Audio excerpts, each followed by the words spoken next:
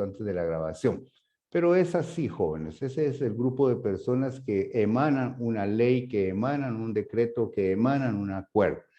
Además de eso, tiene la característica que tiene operatividad en toda la sociedad guatemalteca. Cuando decimos operatividad, quiere decir que esa ley que es emanada por el Poder Legislativo y el Ejecutivo, todos los guatemaltecos la tenemos que observar. Muy bien. También involucra a las sociedades de otros países. Cuando nosotros hablamos de tratados y acuerdos internacionales, estamos involucrando a otros países también. Va, hasta ahí vamos bien. Muy bien. En los tratados internacionales, lo que se manifiesta es la soberanía de cada uno de los países. ¿Qué es soberanía? ¿Qué es soberanía de un país? Soberanía de un país es el respeto a las fronteras, es el respeto a una invasión, es el respeto a la familia de parte del otro grupo de países que están alrededor. Por ejemplo, lo que sucede en Ucrania es una violación a los derechos internacionales, a los tratados internacionales, que prácticamente lo ponen de manifiesto a toda la gente que ha invertido su tiempo, que ha invertido la capacidad de los países para conservar la paz. Prácticamente le han dado la espalda. Lo importante y lo fundamental y lo objetivo de un derecho internacional, considero que lo primero es conservar la paz, definitivamente. Muy bien. Vayamos más adelantito. Solo me voy a tomar un traguito de agua. Decretos y decreto ley. Un decreto o decreto ley en general es una norma con rango de ley. No es una ley como la que vimos que se hace ante el Congreso de la República y todo, no. Esta es una norma creada de emergencia, es una norma que no pasó por el Congreso y si pasó, pasó por un breve lapso. El gobierno fue el que dispuso que ese decreto había que hacerse. Claro, hay que analizarlo y hay que ver que no afecte al conglomerado guatemalteco. Voy a poner esto por aquí. Muy bien. Estos decretos que siempre son emanados por el Poder Ejecutivo, nada más, solo el Poder Ejecutivo entra ahí no entra el Legislativo del Congreso de la República, no tiene que ver nada el Congreso, a excepción de ciertos lineamientos que en este momento no nos importan, solo necesito que ustedes sepan que los decretos no pasan por el Congreso de la República. Sí se decretan como ley, sí, incluso lo que sale del Congreso de la República también se constituye en un decreto ley, Los decretos, únicamente la palabra decreto, salen del Poder Ejecutivo, del presidente de la República. En el caso de las emergencias, cuando hay una emergencia, el presidente le urge decretar una ley para refrescar la crisis que suceda en un ambiente, por ejemplo, de pandemia, como que hubo que haber, que hubieron decretos en donde la gente tenía que estar aislada, donde el uso de ciertos protocolos que ahorita hay decretos que están actualizándose en el Ministerio de Salud y Asistencia Social por la emergencia. Usted sabe que ahora es obligatorio el protocolo en todo lugar. Eso es un decreto que se va a constituir más adelante en un decreto ley. Muy bien. Un decreto no pasa por el Congreso de la República. Un decreto ley sí pasa por el Congreso de la República. Ok, este tipo de norma puede estar contemplada en el propio ordenamiento jurídico como cualquier ley para ser dictada a determinados casos en virtud de razones de urgencia. Más que todo, con motivos de urgencia es que se decreta sin que pase por el Congreso de la República. Por ejemplo, el estado de emergencia nacional. Otro ejemplo sería obtener la autorización para un decreto legislativo o la dictación de una ley propiamente tal, aunque requiere la convalidación siempre del Poder Legislativo. Cuando el decreto no es plenamente de emergencia, siempre se necesita la convalidación del Congreso de la República, aunque sea en un plazo breve, como dice aquí la teoría. No necesariamente el tiempo que se lleva a cabo la fijación de una ley, el estudio de una ley cuando entran las comisiones y todo lo demás. Muy bien. Hay casos especiales en donde el decreto igual se denomina como decreto ley a unas normas de rango legal dictadas por un gobierno de facto. ¿Qué es un gobierno de facto? Un gobierno de facto es cuando sucede un golpe de Estado en un país. Un golpe de Estado es cuando el presidente no está haciendo bien las cosas, todo el pueblo se une y lo manda a un lado. Y entonces se pone a un gobierno improvisado sin necesidad de elegirlo. Se pone a un gobierno improvisado y ese es un gobierno que está en un momento de golpe de Estado. Muy bien. Cuando este gobierno termina su función, pero antes de que termine su función, ha decretó muchas situaciones, decretó muchas cosas. El último gobierno que estuvo en Guatemala de esa forma fue el gobierno del general Efraín Ríos Moll, que no es otra cosa más que un genocida, aparte de ser una persona asesina también. Déjenme contarles algo. En el tiempo de que el general Ríos Montt estuvo en la presidencia por un golpe de Estado, en ese tiempo venía también el Papa a Guatemala, en ese tiempo, y les cuento algo para que ustedes entiendan bien lo que es un gobierno de facto. El gobierno de golpe de Estado entra a gobernar el país y con él un montón de leyes. El señor Ríos Montt, un enfermo mental, creó un fuero de especial, un juzgado que se llamaba fuero de especial. Y todas las personas que iban al fuero de especial, cuando les iba bien, salían con 50 años de prisión. Cuando no les iba bien, salían fusilados al paredón allá en el cementerio general. Pregúntenles a sus papás, posiblemente. Muy bien, se fusilaba a la gente. Delincuente que agarraban en la calle al fuero especial. Es cierto, se estaba haciendo una limpieza, pero era una limpieza que muy fuera de orden por completo. La gente que entraba al fuero especial, le digo, la pena mínima era de 50 años. Y si no salía al paredón, si el robo era grande, si había matado, pero se había matado a alguien, va.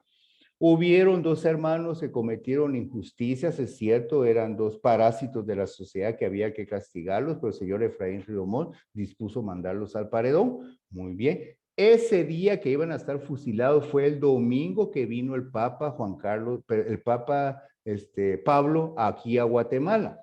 Muy bien. La prensa y todo el mundo abocó al general Efraín Riomón para que no los fusilara ese día a las 6 de la mañana que estaba ordenado el fusilamiento. Muy bien. Entonces el general Efraín Riomón le dijo a la prensa que está bien, no los iba a fusilar a las 6 de la mañana, perfecto. No los iba a fusilar porque venía el Papa y todo eso.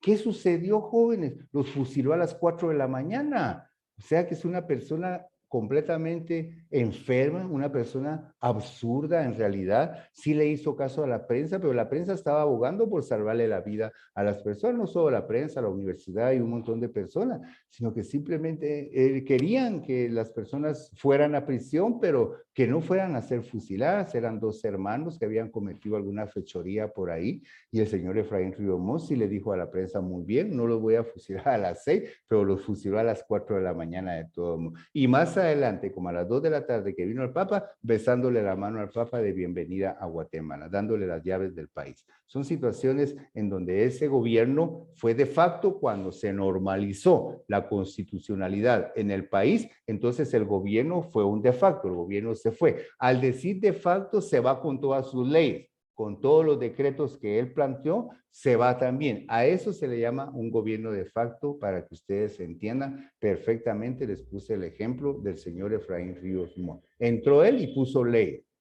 leyes tremendas, unas leyes tremendas todavía. Salía en la televisión todos los domingos no a maltratar, pero sí a regañar a las personas. A usted, padre de familia, usted que me está viendo en este momento, usted es un irresponsable, usted aquí, usted madre, era una dictadura en pleno siglo XX que no valía pero ni un centavo escucharla o algo por el estilo, jóvenes. Y lo sufrió Guatemala todavía. Eso fue en 1985 aproximadamente, más o menos. El año exacto no lo recuerdo.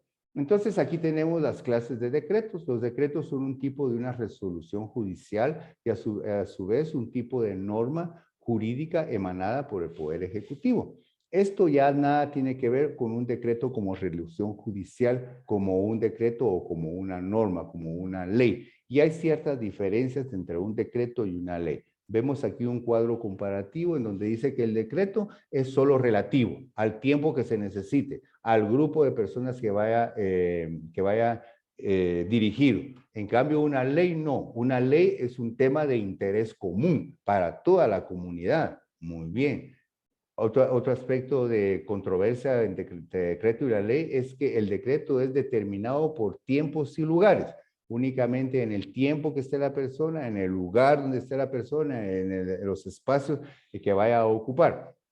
La ley no, la ley es una generalización y es permanente hasta que pierda su vigencia, pero la ley es para todo el conglomerado guatemalteco. Muy bien, un decreto va dirigido a cierto grupo de corporaciones o a cierto grupo de personas. Una ley no, una ley es aplicable a todo mundo. Muy bien, ahora ya tenemos una pequeña diferencia entre lo que es un decreto y una ley. Y existen decreto ley. Decreto ley está contemplado dentro de los temas de interés común, dentro de la generalización de este lado y dentro de lo aplicable para todos. Aquí hay un ejemplo de un decreto, fue el 15 del 2020, que fue una emergencia por el COVID-19, en donde se hace ver una serie de circunstancias que el guatemalteco tiene que observar y que no pasó por el Congreso de la República. Muy bien. Disculpe, jóvenes. Muy bien. Este es un decreto y se le denomina con un número que es el decreto número 15 del año 2020. Quiere decir que ya en ese año 2020 ya habían sido creados 14 decretos. El número 15 fue el de la emergencia sanitaria mundial generada por el COVID-19, que obligó a las personas a usar mascarilla, a estar en sus casas, a hacer caso del toque de queda. Nos llamamos en un estado alarmante, los protocolos de higiene y todo el grupo de lineamientos que nos dieron a raíz del COVID-19, o una creación del hombre, por supuesto.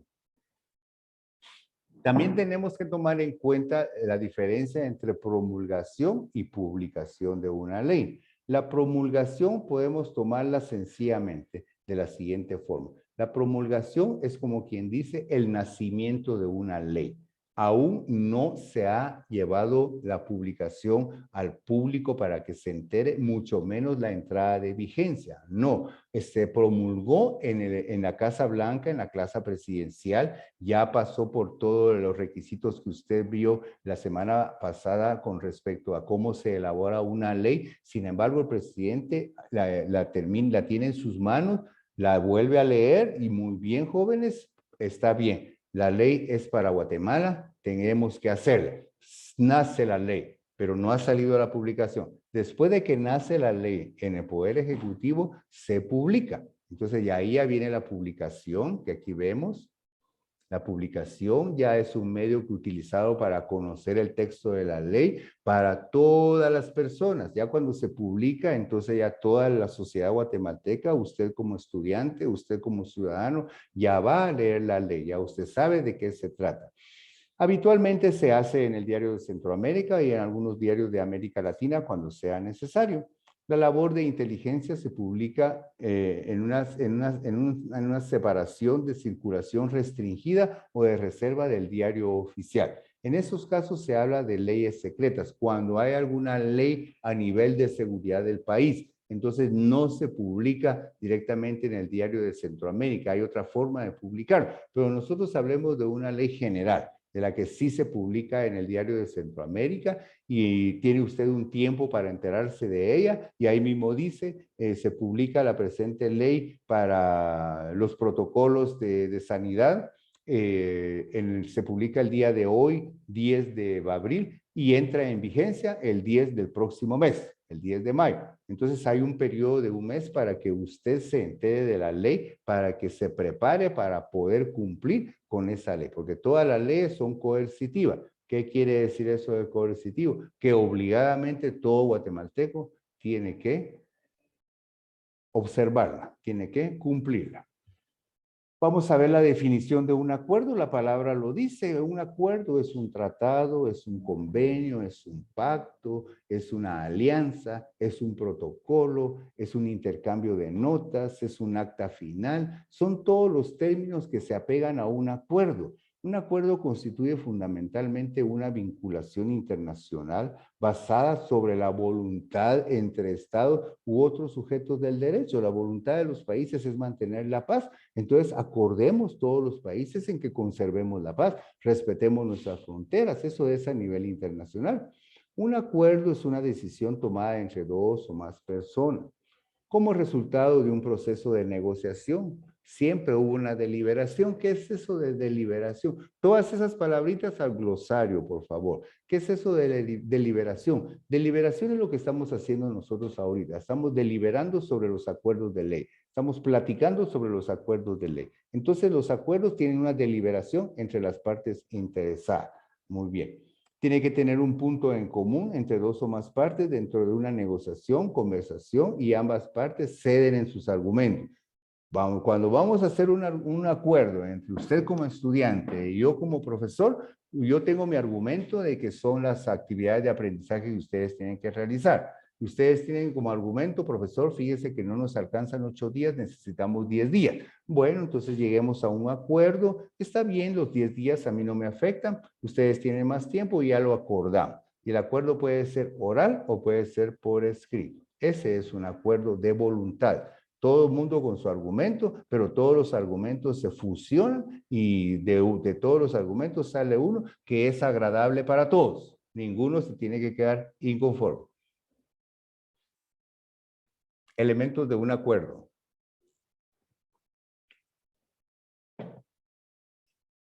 Tiene que haber una coincidencia de voluntades. Para que usted y yo acordemos, tiene que haber una coincidencia. ¿Qué coincidencia podría haber? Con el ejemplo que le puse, las actividades de aprendizaje.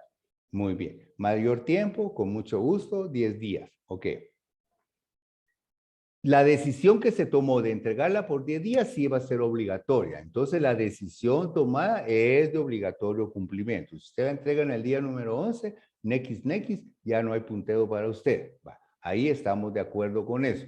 Bien, acuerdo de voluntades. Luego, lo que se acordó, hay que cumplirlo el día que se acordó.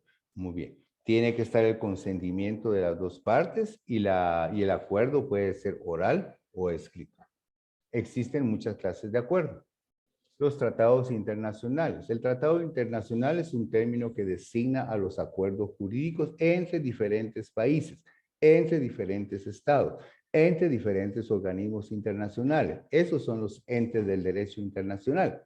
Los acuerdos internacionales son proyectos elaborados entre dos o más países. Siempre es así. Nunca va a haber acuerdos internacionales dentro del mismo país. Siempre van a haber dos o más países.